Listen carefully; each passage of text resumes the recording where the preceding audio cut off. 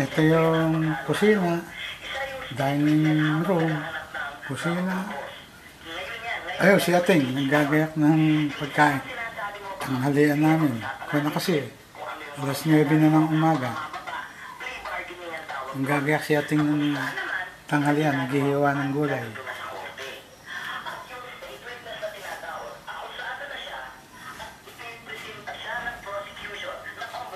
Sa Biganbayan, ano?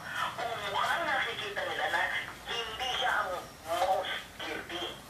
Kaya pwede siyang magbigay ng testimonya laban sa mga Ay, si Pogi. So, tatlong konsepto yun. Yung pagiging tinatawag niyong state witness ngayon.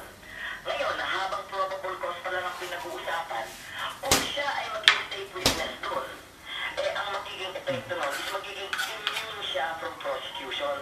Ibig sabihin, baka hindi na siya umakyat bilang Ito yung bintana ng kwarto na garahe, kinumbert, ginawang kwarto. Ayan. Nakaharap tayo ngayon sa kalsada. Ayan yung pintuan. Papunta rin sa kwarto niyan.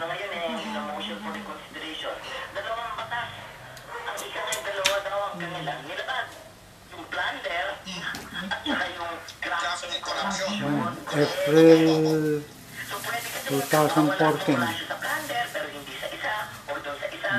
Ayun yung pesame.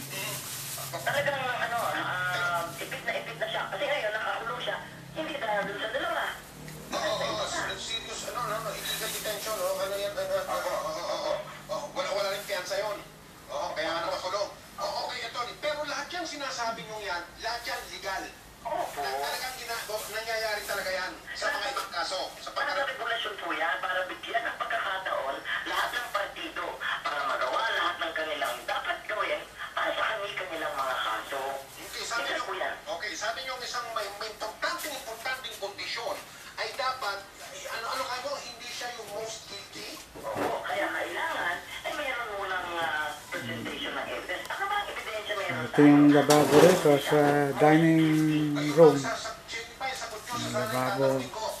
Ayun, yung pintuan naman na yun, papunta sa labas, pinaka kusina, laundry room, halo-halo na. May bang formula dyan?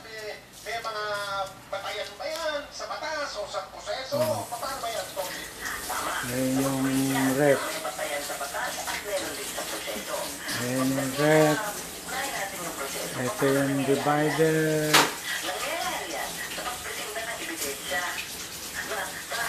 Ayun.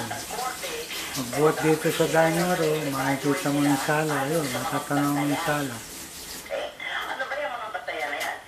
Una, hindi pa natin alam ngayon kung ano ang isinampang kaso. Kung isasampa man sa Sandigan Bayan. Kung masusunod yung natutunan sa joint resolution ng Ombudsman, dalawa, plunder at saka drastic corruption. Pero Lalabas ka ba, Ating? natin alam ngayon pa, no? Ibang walang bayaba. Oh, sige. Ibang pangko. Oh, ito yung kusina. Ayun yung loob ng dining room. Ayan. Loob.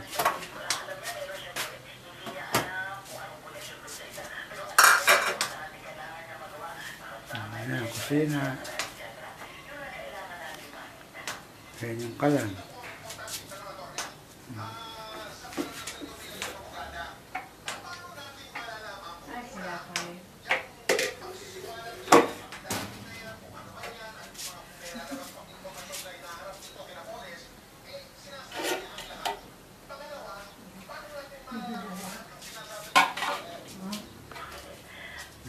Ayan, may lababo rin din sa kusina. Ayun yung kalan.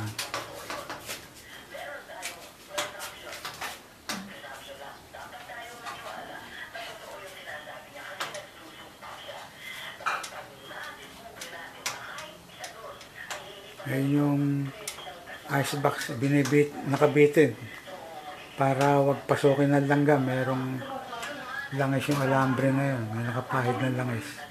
Hindi pupuntahan ng langgam yung mga tinapay. Washing machine. Washroom ito, kusina, washroom.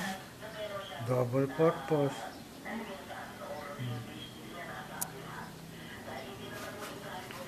Open ito, open air tire. Ayan, eh.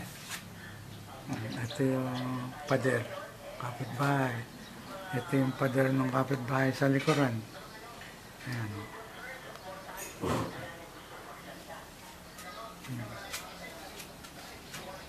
Ito yung likuran ng bahay. Ayan. Likuran ng bahay natin. Ayan.